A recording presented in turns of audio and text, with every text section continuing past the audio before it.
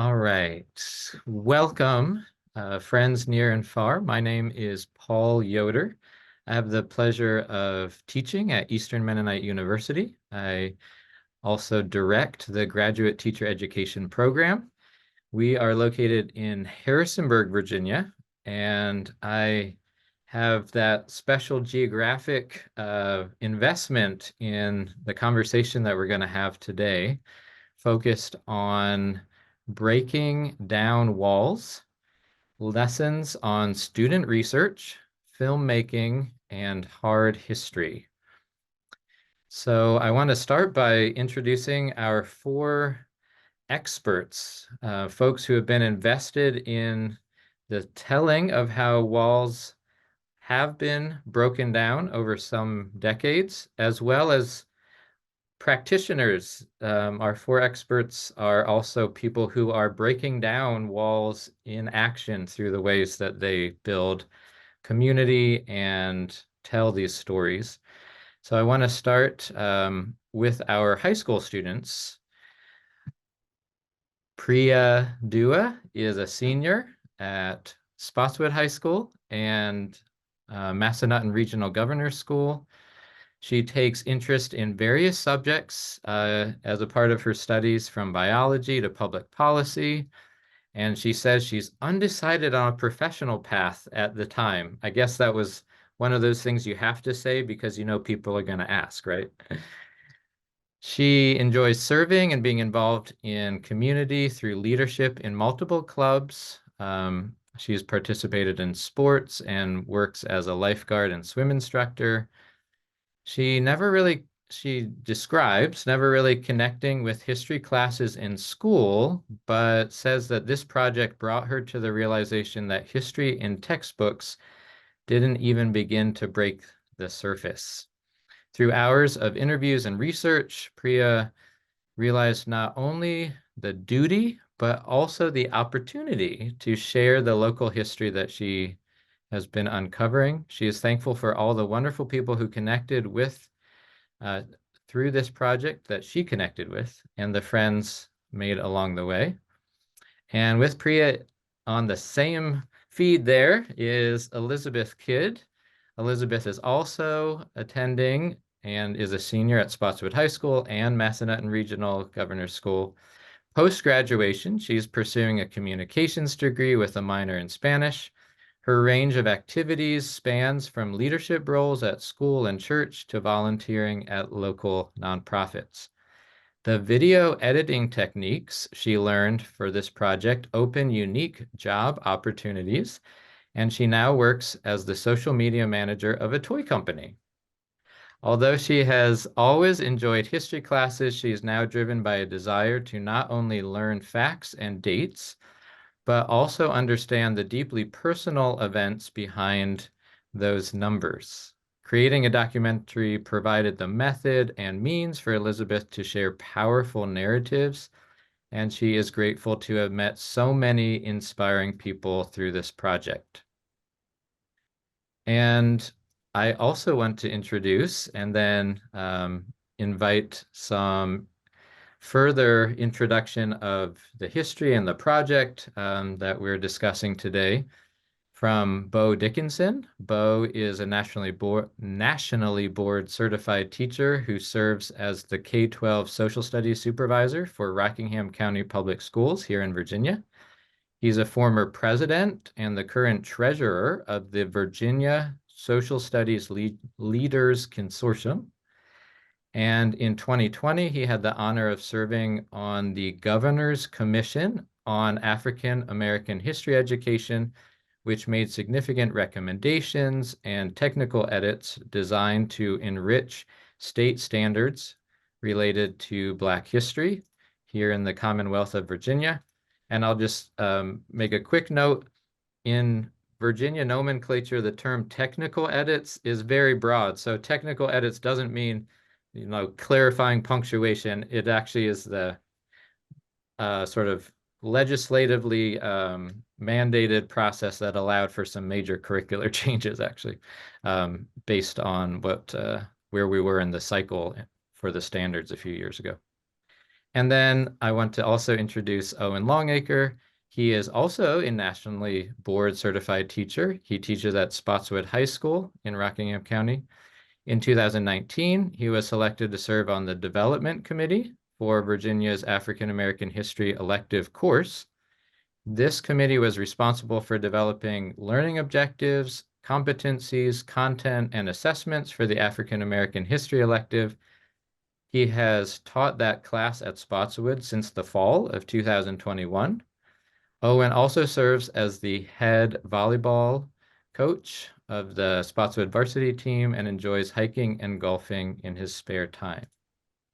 So while sometimes those introductions and those bios can feel a little bit big and bulky, I really wanted to take the time to share all of how our four guests have described themselves, because providing as much context as possible is really significant to this kind of an endeavor, where we're not just talking about decisions that teachers make. We're not just talking about a specific documentary, although those two pieces are very important components, but where I'm going to turn it over to Owen and Bo now to share about a very robust, long-term project that is in some ways come to fruition and being recognized through a variety of events and awards, but also ongoing work, and how the connections both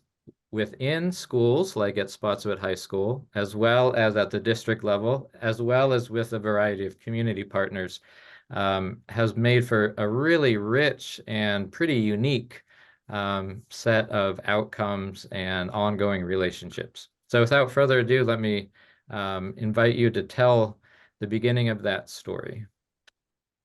Well, thank you, Dr. Yoder. Appreciate the opportunity to have the work of these students be featured in a project that Owen and I were just honored to be a part of, and couldn't be happier with the outcome. Let me start with this past weekend. These two students in this film were recognized by the Virginia Council of the Social Studies. The event was held in Farmville, Virginia, rather symbolically. And on stage, to recognize the students' work, well, first off, they were named the inaugural winners of the Barbara Johns Youth Change Agent Award. And that is in recognition of Barbara Johns, who famously in 1951 took to the stage of R. Moton High School in Prince Edward County, Virginia, of course, Farmville, in that locality in which we gathered this past weekend. And she called forth a student strike in protest of Jim Crow segregated education, or just the inequality of public schools specifically. And that evolves into a court case known as Davis versus Prince Edward County. And 3 years later, that court case in Virginia is joined together with four others, all of them school desegregation cases brought forth by the NAACP and Thurgood Marshall. And that, of course, goes before the Supreme Court in 1954 as Brown versus the Board of Education. Now, the work of these students was to tell the story of subsequent court cases that involved the challenge of implementing Brown in Virginia. And a lot of people don't realize how long and how arduous of a struggle that was, almost as much as the Brown decision itself, and perhaps more challenging in some cases. Because you had the response to those efforts to try to reverse those gains, the counter reaction known as massive resistance, that was famously coined by former governor of Virginia, and then later during that time as our national senator, Harry Flood Byrd, called forth the campaign of massive resistance. And these cases, to actually integrate the schools, had to be adjudicated, and they had to have student plaintiffs and parent plaintiffs who were willing to bring those cases forward and say that the National Supreme Court has ruled in their favor, and that their local school division, it was incumbent upon them to desegregate and give equal opportunity to students. In 1958, 4 cases came before Virginia federal courts to implement the Supreme Court ruling. And those 4 cases were in Arlington, Virginia, Charlottesville, Virginia, just over the mountain from us, Warren County, which is the county that surrounds the city of Front Royal, and then, of course, Norfolk. Two of those four cases, Charlottesville and Warren County, we found out were actually adjudicated here at the federal courthouse that still stands on North Main Street, Harrisonburg, by a judge named John Paul. And we endeavored to tell that story about how those cases were decided, why Judge Paul was motivated to do what he did when other judges around the Commonwealth of Virginia were not willing to enforce what was established federal law by that point, and Supreme Court precedent. And these students took on those two cases, and what started as a story about a judge really became a story about student plaintiffs and the agency of young people, which I think harkens back to the original story where it started. In Farmville, Virginia, it was a student-led strike. It was 16, 17-year-olds that wrote that history. And here you see it happening years later with Warren County and Charlottesville. So to take it from there, thanks, Bo, for the introduction.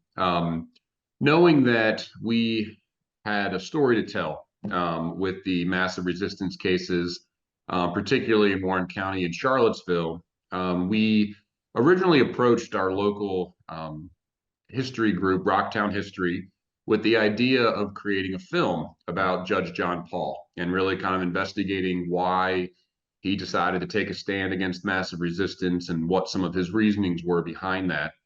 Rocktown History decided to give that idea over to the Great Community Give. And through that fund, we were able to acquire money from both Harrisonburg and Rockingham County to support this project. And it turned into a grant that Rocktown History was willing to manage and work with us through.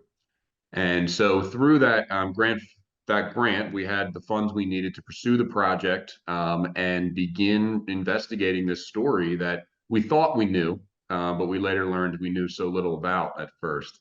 And it all really started in the summer of 2020. Well, I should say in the spring of 2022. We approached Priya and Elizabeth along with three other students at Spotswood High School and essentially asked them if they'd be willing to take this on.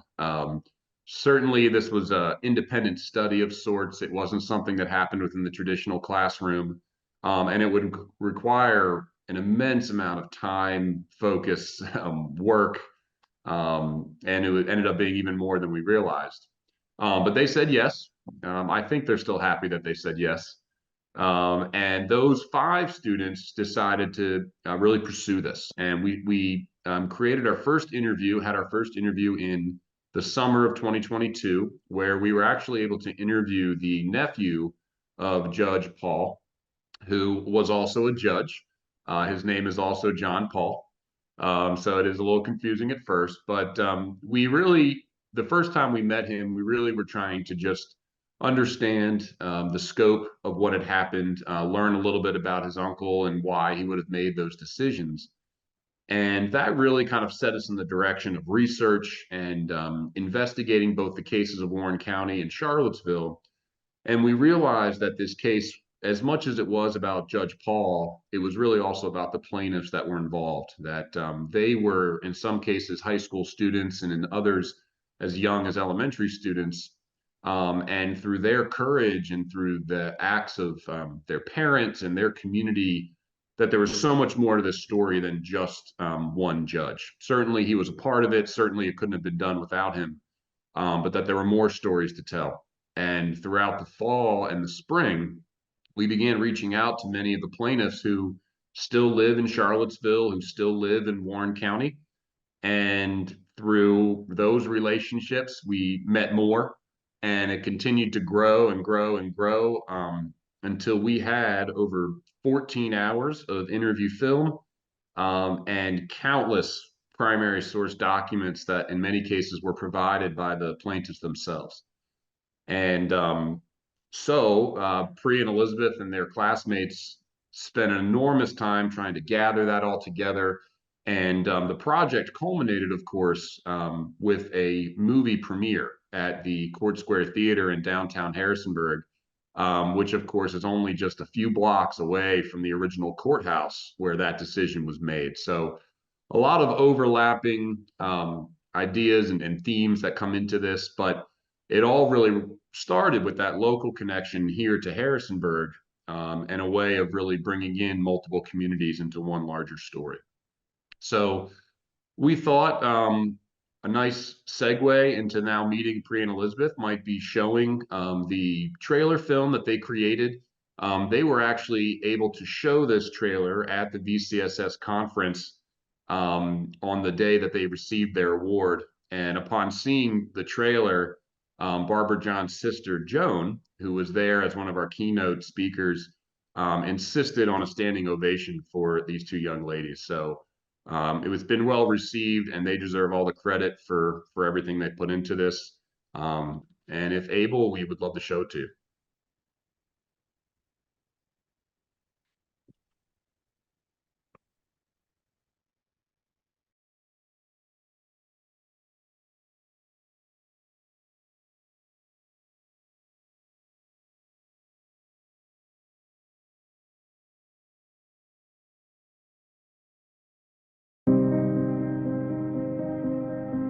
We cannot reject the past, nor can we change the past. We must embrace it and take comfort in knowing that the African American people came through such trials not just once, but over and over again.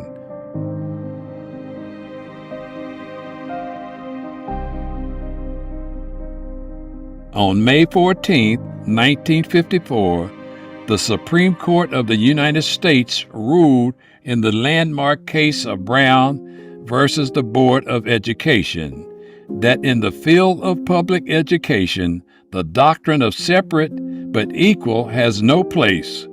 The first court order to compel the segregation of a public school in Virginia was handed down by Judge John Paul at the federal courthouse in Harrisonburg, Virginia.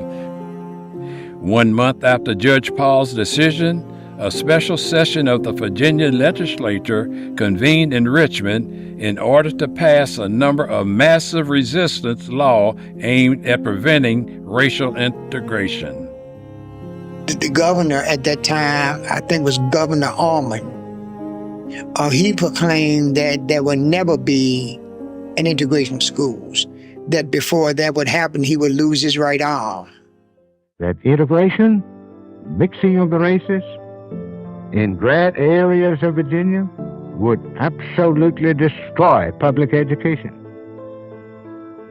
Warren County was one of 17 school divisions in Virginia without a black high school.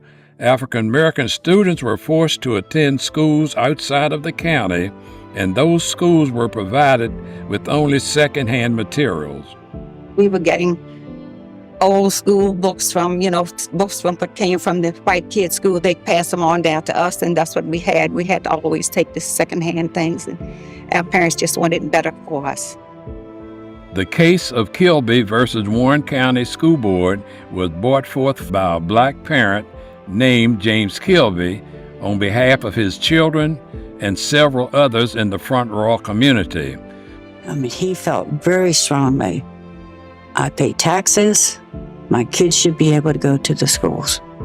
In the spring of 1958, Mr. Kilby retained Oliver Hill and Spotswood Robertson. We filed a petition on August the 29th, 1958. And he wrote the letter, and then it went before Judge Paul. On September 4th, 1958, Judge Paul ruled in favor of the black student plaintiff and ordered their admittance to Warren County High School. 8 days later, Governor Lindsey Almond forcibly closed the school. Got notice that they had closed the high schools. I got a telephone call. I was at work, and I got a telephone call that I had to go up to the school and clean out my locker because they had closed the schools. And I had nightmares that I was running after the school bus, but the school bus didn't stop to pick me up. I got to the school building, and I couldn't find my locker. And then I would wake up, And no, I wasn't going to school. I had no school to go to. You know, we were only young children, did not know half of what was going on, but all we wanted was an education. Finally, in February of 1959, Federal Judge John Paul ordered the reopening of Warren County High School. I was shocked because our parents, back in the day, your parents never asked you, did you want to go? I went to visit my cousin up to Bentonville, and she said, your name was in the paper. You're going to the white school. No, I'm not either. The next thing I know, well, we're going to school. We're going here. Warren County High School was forced to open its doors for the 21 black students on February 18, 1959. The night before that we were supposed to go to the school, I was standing at the kitchen sink and I was washing dishes when shots was fired at the house. And I woke to my mother slapping me on the face because she thought I had gotten shot. But the next morning when we got up, I told my mama that I was sick. And she told me that I just had butterflies in my stomach. And as soon as I got some of those pancakes was my favorite. And as soon as I got some of those pancakes, that I would be okay. I think every military person that was in the world was there. They had, I guess it was the Coast Guard, or they had police, they had military people, because they weren't sure what was going to happen, because they hated us. They let us off at the foot of the hill, and we had to walk past the crowd and up the hill to the school. And all our parents said to us was, do not look back, keep walking, don't turn around. And with mobs of people out there and all the name carvings. It was just so ugly. And of course, we were frightened to death, so scared. I'll never forget, we were so scared. We got to the school, and Mr. Duff was the principal. He held us in such low esteem that when this little girl, hello, how are you? He didn't even speak. He looked at me as if I didn't even exist. And it was a trying day. We can't even walk up the hill now without crying. I'd get up in the morning and I'd say, oh, why do I have to go? Do I have to? Yeah, it was awful. Because, you know, when you're if you're in an environment where everybody just look at you mean and say, we don't want you here, and say hateful things, how could you not, how could you like going to a place like that? It was awful. And I think that it kind of like ruined the best years of my life. The black students at the forefront of school desegregation paid an enormous price. As the children grew, so did their understanding of the necessity of such a sacrifice. I can say that the one good thing out of all of it is my children. They did not have to go through what I had to go through. This situation has made all of us very, very strong. If it hadn't have been for that time, where would they be today? We shall not be moved. We shall not be moved like a tree that's planted by the water. We shall not be moved. We shall not be moved. We shall not be moved like a tree that's planted by the water.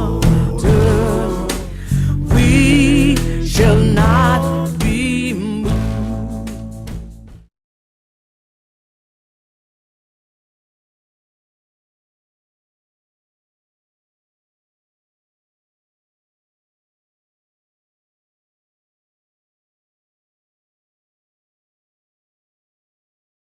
Wow. Thank you. Thank you. I want to pose some questions to Priya and Elizabeth, especially at this point. But having said that, feel free to shoulder tap or voluntold your teachers here if there's a question that you're saying, here's what I know about it, but I also want to hear from Mr. Longacre or Mr. Dickinson. Feel free to steer us that way as well. So as we're getting started, or as we're transitioning, I do want to put two items that were on our webinar registration in the chat. And just a quick note, Bo, what you chatted just now went to host and panelists. So maybe if you want it to be available to everyone, you can just copy and paste it. So Priya and Elizabeth, my first question is really sort of that origin story. So maybe an overly broad one, but I just want to let you set the scene for us. How did you get involved in this project? As you were coming on board, what was your awareness? And I think that especially the part that feels really authentic to me is what got you to yes? Because as Owen said, this ended up being even more than probably you imagined, but I'm sure there was some element where you knew this is kind of a big project. How did you get to the point where you said, yeah, I want to be a part of this? It's interesting because in the beginning, we didn't really know what we were saying yes to.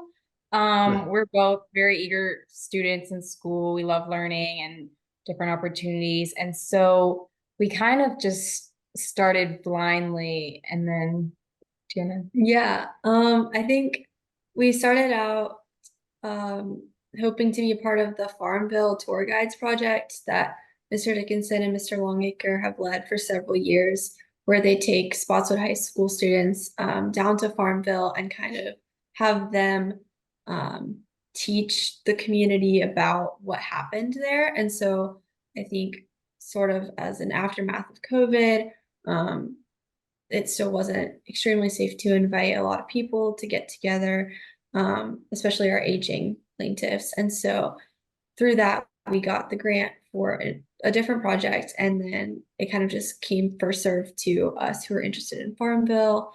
And yeah, I completely agree. We didn't really know what we were getting ourselves into, but I think the more that we learned about it, the more eager and passionate we were to bring it to fruition and actually, yeah, spend a lot of time working on it. Excellent. Well, I appreciate your honesty because I do think sometimes when we see a finished product, it's our natural inclination to oversimplify it or to glamorize something that is an extreme amount of work. And so I want to give you your dues, acknowledge both the big investment you made as well as how something like this sort of rolls out in real time. So if you could actually maybe sort of walk us through it. I think the date that Owen gave us was spring of 2022, and then you premiered the film, was it only about a year later, and last year in 2023? So what kind of process did that year include for you in terms of doing some research, doing tons of interviews? The hours of footage that were described is really incredible. Yeah, so like Mr. Longacre said, we kind of started in the spring and summer of 2022.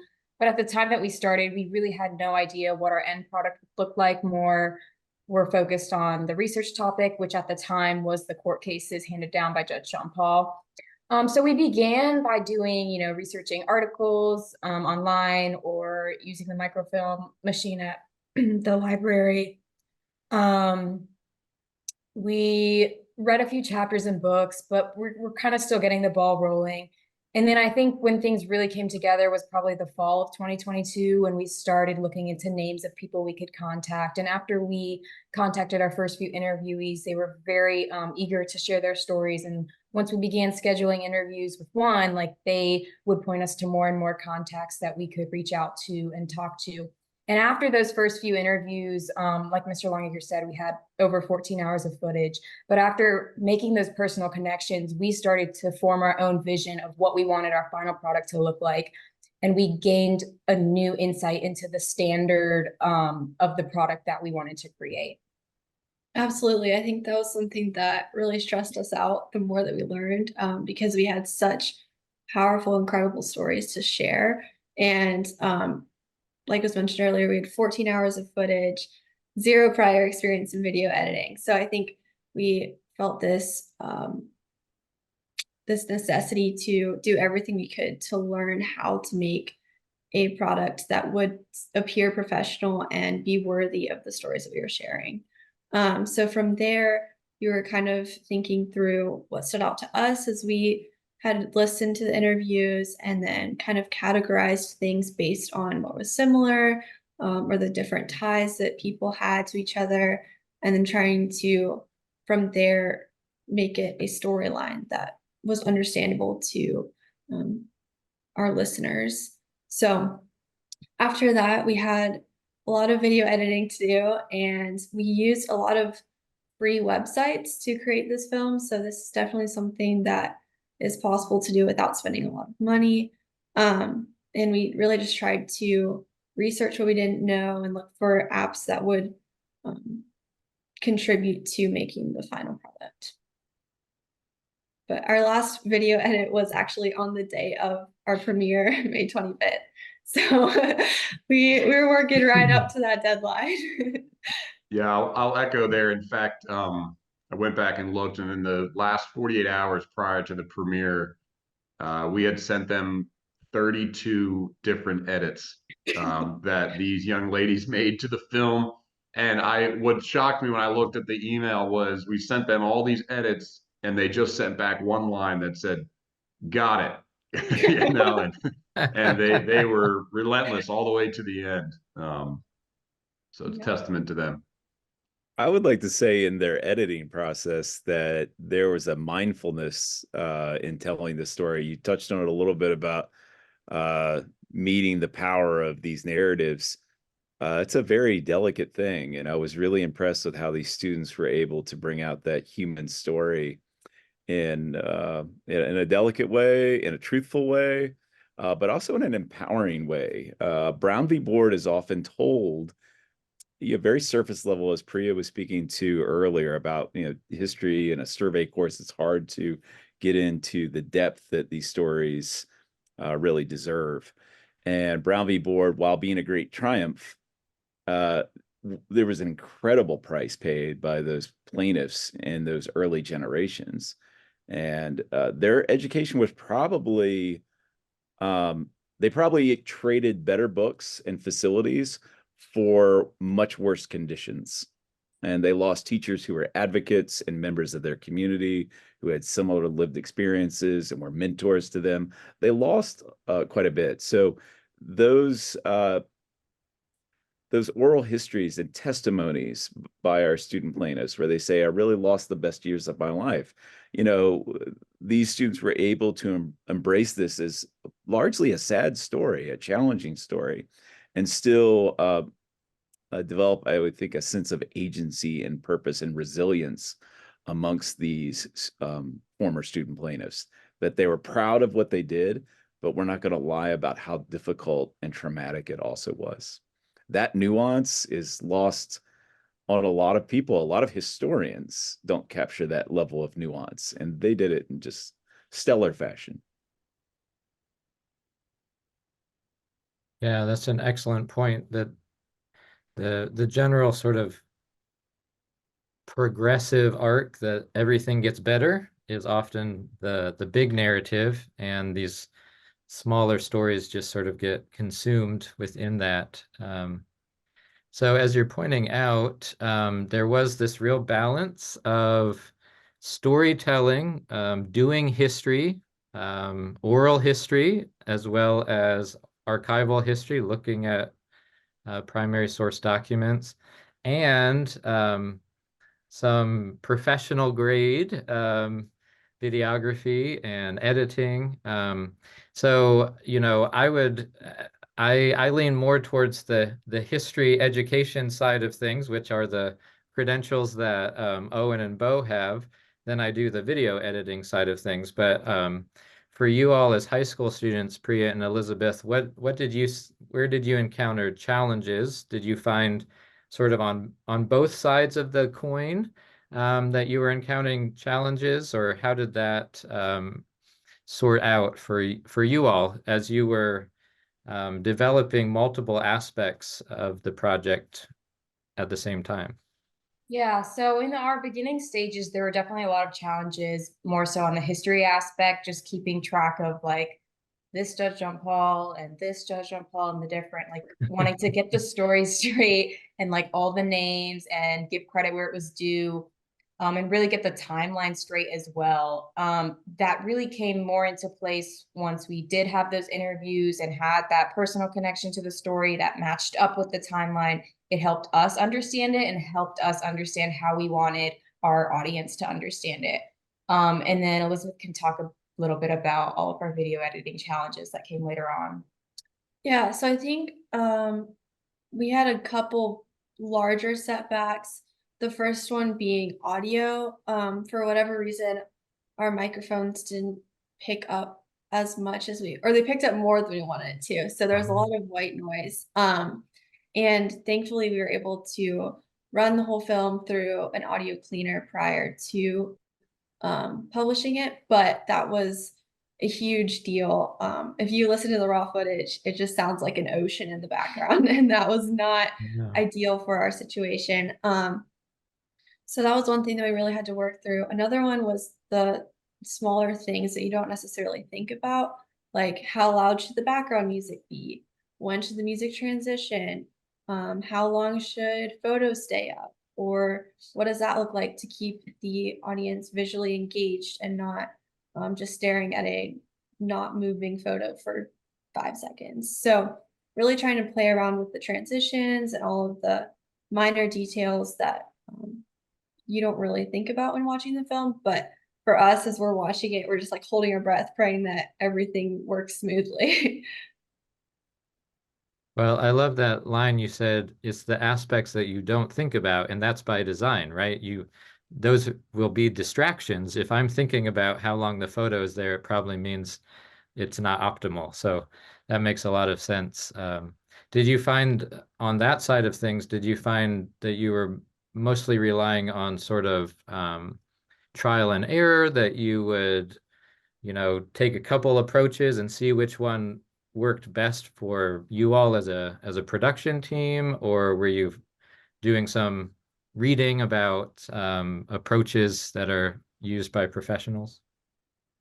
I don't think we did a lot of researching on how it was supposed to be done. We mostly just relied on documentaries that we'd seen in the past. And I know that as we were making this film, I was really conscious of everything I watched after that and just trying to like pay attention to how they did it and then pick up on whatever they were doing. Yeah, and there definitely was a lot of like trial and error, but also a lot of collaboration. A lot of our editing we did over our like spring breaks, and so one of us would go through and like make little cuts, but then the second one would go through and be like, "Oh, you missed this transition," and we would really like fix things and work together to make it how we wanted it to be. And then I think what also helped is like, even though we didn't really know what we were doing in the moment, we had this vision of what we wanted to achieve at the end. And so we used the apps that were available to us online, and lots of trial and error into that. Wow. Well, one of the things that you talked about is how in that historical inquiry process where you had done some reading and then were really analyzing the interviews themselves, that was a key part of sort of formulating the narrative, as which is essential to the documentary, the end product. What would you say stands out about interviewees, these wonderful individuals who had important insights. What did you learn about them along the way? The biggest thing that stood out to me in the beginning, at least, was how willing and eager they were to share their stories with us. And then as soon as we reached out to our first interviewee, our first plaintiff that we interviewed, Ms. Kilby, the lead plaintiff in the case against Warren County School Board, it was really heartwarming to me that she was still very much connected to all of her classmates that went through the same things that she went through with her. And that's how we got the rest of our interviewees.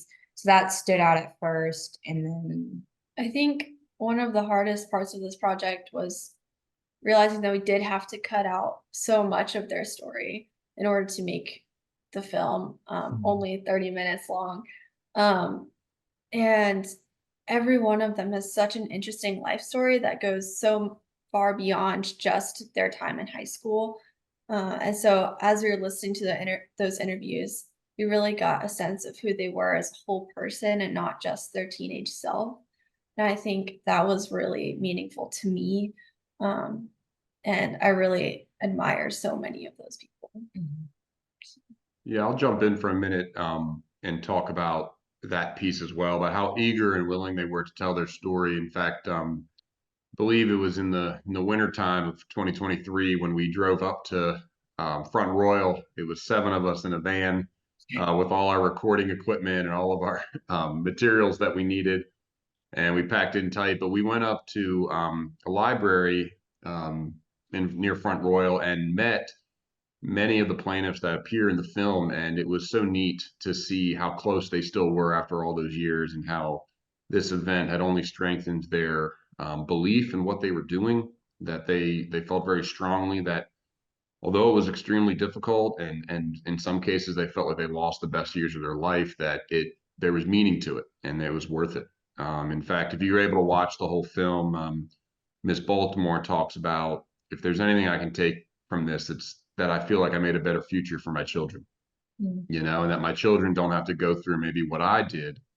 And that makes it all the worthwhile. And so you see just such incredible emotion, because, you know, at the time, maybe when they made the first decision, they didn't know exactly what they were getting themselves into either, but their resiliency and their determination to see it through has impacted generations of students since in Virginia. So it was really amazing. I've said this a lot, but I think sometimes we think our heroes wear capes, and what we realize from this film is that they're just, you know, sometimes people like us who are presented with an opportunity and have the grit and the determination to see through what they know is right, and what they know is best.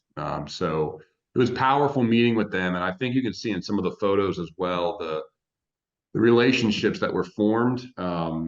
And we're still in communication with them. At Christmas, we sent them, you know, Christmas cards, and we stay in touch. And we will be seeing them soon here in about a month as we take another trip down to Farmville. And this time they'll all be joining us down in Farmville for the tour guides project that we have. So it's really neat to see those relationships and how they can grow and prosper and flourish as we learn from each other. I'd like to comment on cutting room floor, what gets left behind. And I think it's a testament to how the project evolves. It starts about a place, Harrisonburg, of course, and then a person, this judge, who has a story in his own right, but the story was really truly about these student plaintiffs, who had to confront, you know, a Jim Crow world and overcome it. But Judge John Paul's nephew, who we all know locally as Judge John A. Paul, who we were able to interview, and his story was just so profound. At the time, he was a student at the University of Virginia, and Charlottesville, of course, being one of the cases that had been adjudicated. People knew him, and he had a duplicate of the name. He was also a John Paul. He was harassed so much that he actually left the University of Virginia and finished his academic career at Washington and Lee in Lexington. And that's later where he get his law degree. And actually, these events, he was a physics major, at UVA, and these events sparked an interest in the judicial system, and he became a judge. As many people in Harrisonburg know him because he, was a circuit court judge for better part of 30, 40 years. And he was actually arrested in a lunch counter sit-in in Lynchburg, Virginia. Um, and became involved in the civil rights movement. It's hard to imagine what that man has confronted in his lifetime and how that story has largely gone untold for quite a long time. So I feel like he's the next film project to tell his story, perhaps. But he had a very profound story that we just couldn't fit in because it would feel rushed and feel separate from this. But and I think we interviewed him 3 times, and each time I feel like we should have done it a fourth time because every time something new would come out. Like the third interview, he's like, "Now I forgot to tell you about that time I met Martin Luther King Jr." Like, what? You didn't bring this up the first time, you didn't think that was noteworthy. So he's a very profound life.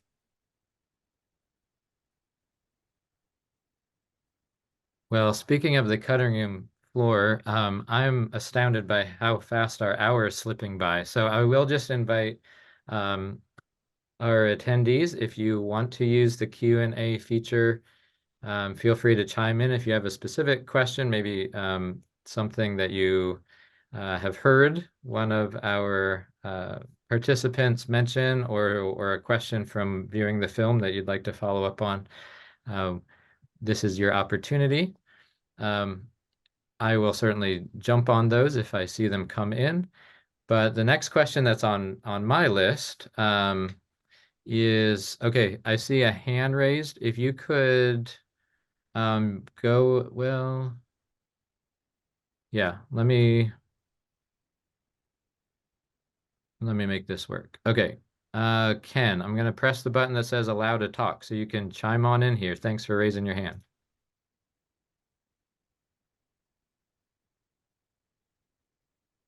Oh, maybe that wasn't intentional. Okay, I'm gonna jump to my next question then. Some of this context, such as how could you possibly not mention that you had met Martin Luther King Jr.? I'd love to hear from all four of you, but I want to start with Priya and Elizabeth. Do you have a specific connection in terms of how this story fits within your evolving understanding of African American history, and especially recognizing that, as we've been mentioning, some of these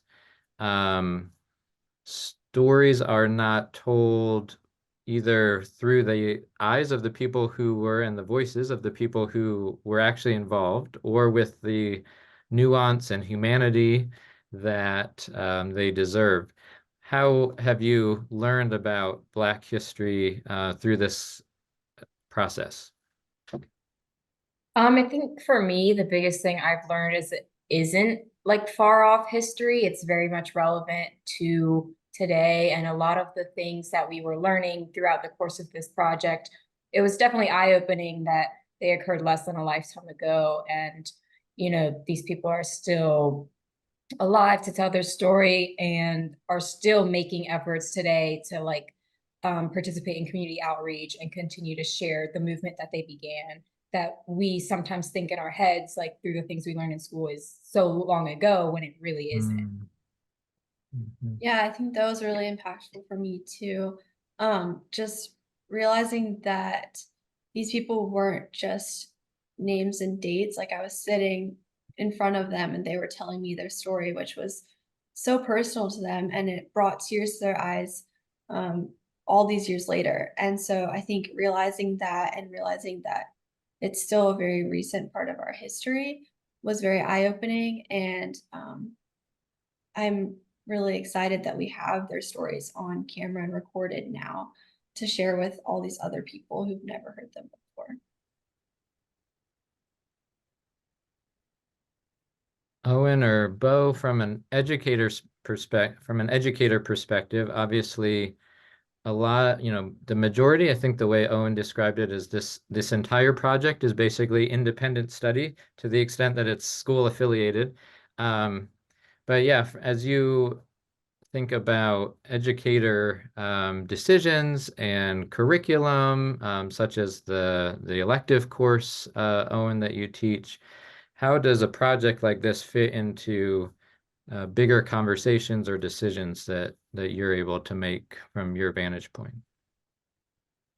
Yeah, sure. I mean, over the last 10 years, Bo and I have been working with the Farmville Tour Guides Project, which has always operated as an independent study and allows students that have a passion for social studies to pursue something of interest that, allows them to maybe get outside the confines of the traditional classroom. And so we've been doing that for a little while, but certainly we've never done anything with this much weight or this large of a scope in terms of creating a documentary film. And it certainly required not only the best of students, but it required the best of us to work on a project that was this long and stay focused on that. But I think for me, we this has been a long time coming in some ways for the Commonwealth. In 2019, when we started re-examining our history standards and really looking at the inclusivity of making sure that Black history was told correctly and through a lens of empowerment,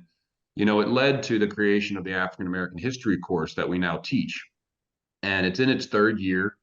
And I think what I'd like to stress to students more than anything is that Black history is American history, and what these students did and what the Brown versus Board of Education case represents is not just a win for the Black community, but a win for all Americans. And what started off as, really a continuation of the equal protection idea within education has now been expanded to equal protection for individuals in all walks of life.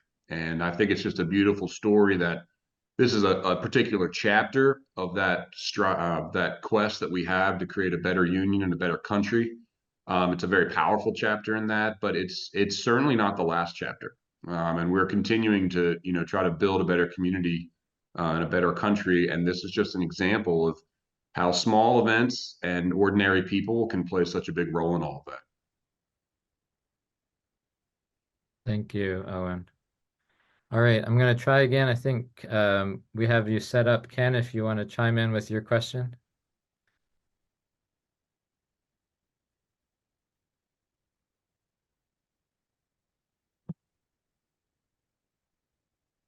Okay, sorry for the technical difficulties. As we are wrapping up here, I want to make sure that I don't overlook, as we were preparing for today, I was also learning that Priya and Elizabeth are involved in some additional iterations of the project, which is a part of the reason that while some of the documentary and the photos included more than their two shining faces, the award especially had their names on it. So Owen or Bo, could you tell us more about that? Sure. It started with the continuation here of how do we commemorate this history and how do we share it with future generations. And obviously the film does that. But we also thought that geographically within Harrisonburg, we have landmarks that are connected to this history. And that kind of reinforces the place-based component of this story. By going to Farmville, you feel like you're experiencing that history and you want to document it in those places. So we endeavored to place a historic marker on the grounds of the federal courthouse. And we are still in the process of moving that forward. It has been an incredible civics lesson in federalism of the local, state, and federal government being involved in this project, as well as the involved and related bureaucracy, how challenging that can be. So we are still pursuing it. We do have support from our city manager and city government. We've worked with our local congressman, and tomorrow we have a conference call with the chief of staff of Senator Kane. His wife, Ann Holton, as many of you know, Her father was Governor A. Linwood Holton, who was the first governor to push back against the notion of massive resistance to integration, and actually took his daughters to a public school in Richmond City in their neighborhood and said, we are going to live this story like the rest of Virginia is. So it's very near and dear to that family in particular. And we look forward to sharing it with them tomorrow morning about perhaps getting some additional support for our efforts. Wonderful. Well, once again, I just want to say kudos and thank you to all four of you. As we're coming to the end of our hour here, I just want to let you all have the last word. So anything you'd like to share with us, if there's not sort of something burning in the back of your head, I would pose the question, what have you learned about yourself? But if you want to divert and not talk about yourself and talk about one last thing, so we'll start with Priya and Elizabeth and then hear from our educators as we wrap up here. So one of my favorite Martin Luther King Jr. quotes is, if I cannot do great things, I can do small things in a great way. And so that's probably one of the biggest things that I've kind of learned through this project is how far something that started kind of like just as a small independent study can go, and how much of an impact we really can have, not only on our school, but on our larger community and the Commonwealth. Yeah, I think just taking the small opportunities that we have to make a bigger difference in the world is really important. And this project really was one of those opportunities. And we're so grateful that we're able to be here sharing this with you guys. And we hope that this film continues to be widespread throughout Virginia. Yeah, beautifully said, Priya and Elizabeth. I'm going to take the same question, but I'm going to take a more informal route. I learned about myself that I love field trips, and I loved getting to travel with all the students to Front Royal, to the courthouse, to Judge John Paul's home in Audubon, to you name it. It's always fun getting out of the classroom and having a field experience with students who are just as invested as we are. My takeaway is a quote that we included in the film from Judge John Paul, where he said, we like to think that judges left their mark on history, or we look at these brave attorneys and how courageous they were. But he says, no, it really is a story about young people and the agency and independence and energy and courage of young people. And that is a testament to the Moton student strike of 1951. Which was teenagers. It's these students that we interviewed who were teenagers and some of the middle schoolers in their formative years. And now that story being told by also teenagers and young people. Sometimes as teachers, you just have to get out of the way and facilitate and support and let their voices be heard. And I feel like this project is a testament to that. This is their work, not ours. Well, thank you so much. One of the things that motivated me, in addition to being a history educator, to want to connect with you all and give you this platform and our appreciation and express our appreciation, is that here at EMU, we do use the banner of restorative justice in education to talk as well about how we can empower youth through authentic community. And this summer, our Restorative Justice in Education Conference, which is always in June, will also be place-based. We'll be gathering here in Harrisonburg and not just online, as we've been the last few years because of the pandemic. So for those of you who would like to know more, I put emu.edu/RJE in the chat, an easy URL to navigate to. And this year, we're especially focused on restorative justice and education in community. And so I just appreciate so much the way that you all have operated in community, both sort of blurring the lines between who has the knowledge, right? That it's not the teachers, it's not the standards of learning, but students and community members, interviewing folks who have been active in making history is an important way of doing that. And then also, lots of community organizations are a part of this story through helping to fund some of the work and also through helping to extend it in a variety of directions, as Owen, you were describing some of the different projects that have been a long time in the making, as well as sort of the new iterations. So it's just a beautiful example with so many of these layers, and I thank you so much for sharing it, both in the documentary form as well as with your storytelling today. So we'll leave it there. Thanks so much once again, and blessings to all of you.